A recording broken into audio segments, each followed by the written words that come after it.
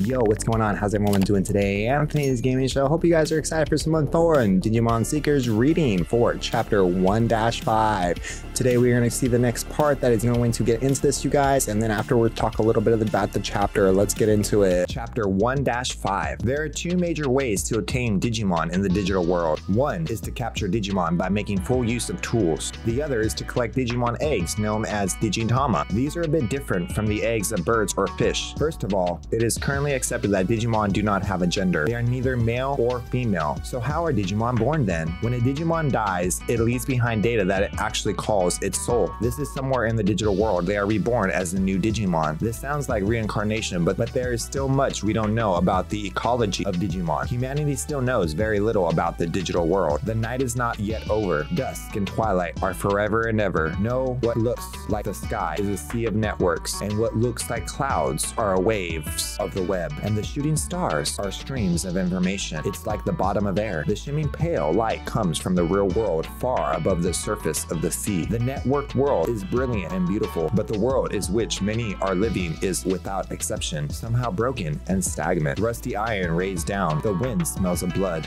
Sewage with its pungent smell of chemicals and bubbles up of being swept away. A drainage ditch is not. It is more like a blockade city where mineral poison flows. A trail of strange fluorescent colors glowing in place. A trail of unidentified garbage data chipping away at the seawalls, spewing all over in a fence in estuary. Why is there a flow in the digital world? The flow of time. Why there are natural phenomena such as the flow of matter and weather. Why is there such a mountain of garbage? Obviously brought about life and society. According to one theory, network contact with the real world, including human society, has brought about such diversity and circulation of data into the digital world. If this is true, Europeans once discovered a new continent, bringing with them pathogens that could destroy the local empires. It's like the plot of a suspense movie in a science fiction world where interstellar travel has become possible and an unknown bacterium attached to a spacecraft caused a terrifying crisis. The contact between mankind and the digital world has changed this other world and creatures living in it. But is this a good thing or a bad thing? Nobody knows. It's not the job of the police to determine right from wrong. In the area where there is hidden agendas, a wireframe schematic appears on the heads of a virtual monitor. The last coast. Whoever named it aside, it's a beach of red iron sea. Digitama collected in the trash data steamed often wash ashore here. Some poachers even take advantage of that. Deputy squad leader, we have suspicious Digimon in sight. Police radio voice chat comes in. A red dot of light flashes across the map of the astray area of the virtual monitor. It is unidentified Digimon. This is Tabini. Continue the search. She borrows the eye of her Digimon, who sticks out of the river's surface like a periscope. Detailed search is underway. Espeon, child, cyborg, virus type. Got it, so it's like a tin toy. It's a Digimon with the appearance that is hard to describe and difficult to report. At a quick glance, it looks like a retro comedy robot show toy from the Showa era. The body is big head, like an upturned snowman, with the manipulator arms of a rocket-propelled nozzle on its leg. 4 bodies in total. You get a code cracker on you. All 4 of those bots are toast, the click of a tongue. A bot is police saying for a Digimon that is automatically controlled by a tool. Digimon are all ranged among code crackers these days. Cyborg-type Digimon are good with tools. It's a good choice for beginners. Digimon are left in the digital world and left to the AI tools that will help them search a certain area and capture and collect data that they are looking for. It is a common code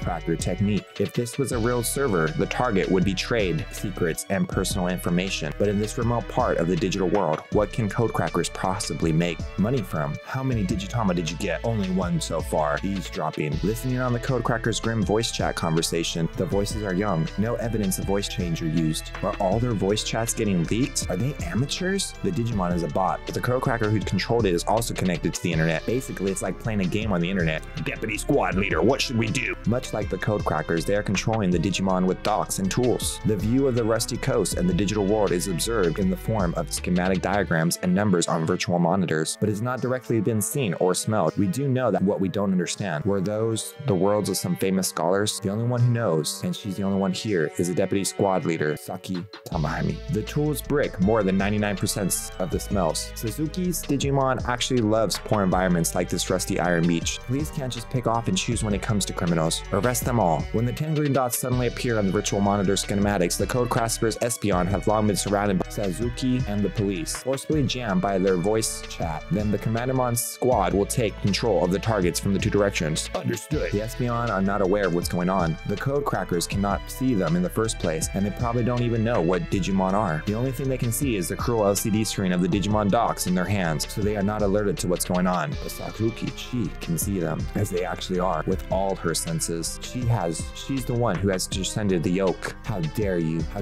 code crackers come here. Voice chat jammed, followed by a warning. The Espeons finally notice their presence as they hear a beautiful voice echoing in the background. At that moment, the Digimon under Suzuki has been creeped along secretly, stand up, and surrounded the poachers. Commandramon, child, cyborg, virus type. It is a Digimon equipped with police regulations. In appearance, they look like a dragonman or lizardman. They are equipped with helmets and body armor with police written on them and wield assault rifles. Commandramon have a special texture surface that allows them to apply electrical warfare camouflage based on their surroundings. This allows them to approach the enemy undetected. Digitama detected! The Commandramon secure the poached Digitama. Their tools and everything else also secure.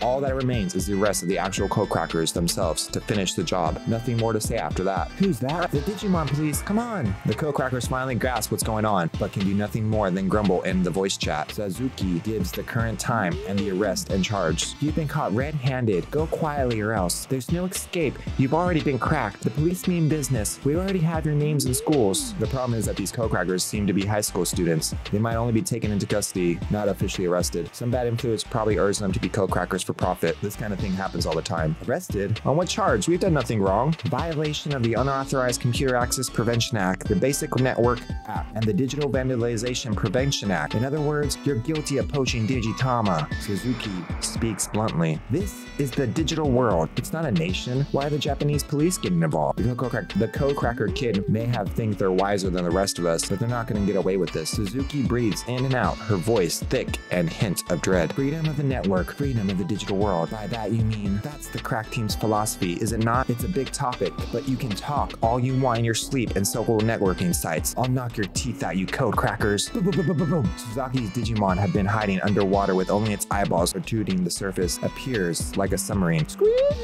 The red light and the patrol light rotates. The sight of the Digimon, their horrible moaning, and their slimy powers made the code crackers Espeon tremble. Suzuki's Digimon, listen to me with your ears plugged. In reality, you're all Japanese citizens. For as long as you're involved in any illegal activities, you're going to be in trouble with the Japanese police, and you're going to have your guardians called. Diminish.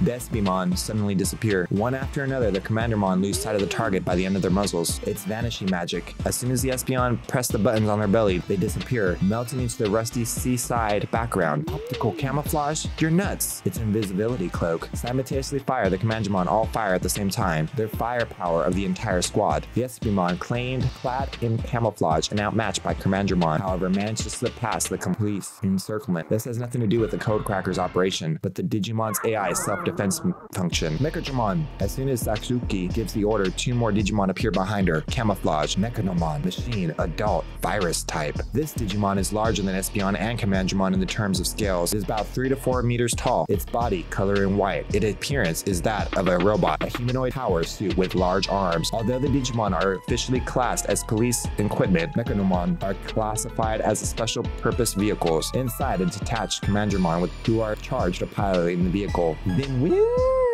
the monocular monocle probes the area with the glare. By equipping it with powerful detectors, sensors, and other electrical warfare equipment, the Mechanomon can serve the field command vehicle. An optical weapon is emitted from the linear lens embedded in the body of the Mechanomon. Twinkle beam. A laser beam blazes from the invisible Espeon. With the furious sparks, the optical camouflage is dissolved, and Espeon falls on the beach among the dancing and scattered iron sands. The 3 red dots on the virtual monitor are fading and flashing and falling apart. You won't get away! Fire! The next round is charging, but I can't be caught! Suzuki and her subordinates aboard the Mechanomon communicate. Penti impulse! A blow of lightning pierces the rusty coast, along with a thunderclap. Suzuki's reaction is delayed by this unexpected event. The Espeon police radio blares. 1 one after another. The blackened Espeon crash and become wreckage. A lightning bolt strikes and the 3 Espeons simultaneously with a great precision. Who is it? Suzuki looks in the next marker that has appeared on the head with virtual monitors. It's just standing there, seemingly unperturated, on top of a deactivated Espeon. It looks like a legendary beast spirit of thunder. Is that Pulsemon? Pulsemon, child, beast, vaccine type. It is difficult to even catch the sight of the Digimon that moves at high speeds in a zigzag pattern, as it is known as the electrical lightning. Is this a new code cracker? The Commandramon squad points its gun at it. I'm the one who uses Pulsemon. Deputy squad leader, your orders. I'm the hacker judge. Pulsemon glances at Suzuki's Digimon. You got a soft spot for Digimon. Deputy squad leader of the Digimon Police. Pulsemon gives her a smile and kiss, then immediately flies away like a bolt of lightning in the sea of networks. I'm pissed off. Deputy squad leader. The Commandramon squad asks for instructions. Suzuki is shaking inside with anger and being ridiculed, but she manages to maintain her composure as the field commander. We've got the Espeon under control, and the post-Digitama are secured. I'll leave the rest of the world roar to the authorities. And Pulsemon is, just leave the hacker jerk alone. He's not gonna get caught up with us anyways. And besides, he's also... Suzuki is clearly frustrated. The hacker linked to Pulsemon is the same kind of hacker as Suzuki. One who has broken the yoke. Copy that, deputy squad leader. Sorry, we're going to K-line. If you exceed the time limit, you'll be in trouble with the squad leader and you'll be penalized with a pay cut. Yes, after you. And the Digimon? The swarmnet reports quickly. Huh? Suzuki is now in an uncontrollable mood. The Digitama that been lying on the beach earlier are now gone. And of course, they were stolen. Like a bolt of lightning. Pulsemon, hacker judge, give us back our evidence. Dude, that was even better. Oh my god, each day it gets better and better. So here in part 5, we actually get to finally like meet the rest of our characters. So now we can see the Commandramon and they're out there looking for the Espeon, just like we saw in the trailer. With all of that going on, we're able to see, and then Pulsemon's a new Digimon too, so that's really cool that they're using him. We already knew about the Commandramon because that fits the aesthetic, so that's super duper cool. We also get to meet our other characters that we've been wanting to meet. Let's see here. So in 1-5, we finally were able to meet the hacker judge, Leon Alexander, as well as his Pulsemon. We also were able to meet with Suzuki, so that was super cool. She seems like she's gonna be a really nifty character. She was the one riding the Numamon in the trailer, and she had Commandramon and the other Digimon in this part, so I'm excited to see when her Numamon will appear. She even has a pin badge right here on her shirt. I never noticed that until someone else had mentioned it, so that's super cool. So the story is really starting to pick up. We have EG, who got his Digimon linker. Now he has Logomon too, so he's gonna start going through that stuff, and now we're meeting our other characters on the other side of the story. So we're getting a lot of lore, we're getting a lot of character introduction. Chapter 1 is getting really good, you guys. I cannot wait. We're at 5. I'm assuming there's 7 parts, so there's only 2 more parts until chapter 1's over. So I'm really excited to see how they're gonna get from here to the next part in order to get to the end of the battle scene. So that's gonna be it for our read through of chapter 1-5. Pulsemon, baby. We got our Pulsemon in our Digimon linker, and it's going down. All right, what a chapter that was, you guys. I'm really excited. The story for this Digimon Seekers is great. Sometimes the translation comes off a little odd with some of the wording, but the story itself is going great. We finally got to meet some of the other characters. I love how they're shifting perspective just like you would in actual, like, it's just really good, the story so far, you guys. I'm thinking Suzuki seems really like a great character, being a deputy leader of the prevention team. She's really outspoken, so that's gonna be fun for her character.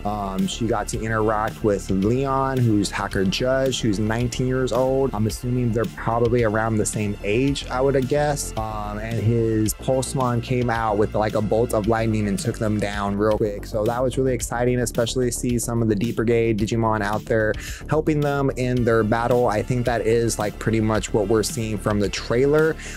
Is them doing this little fight scene right here. So I'm really excited to see what's going to happen in the last 2 chapters.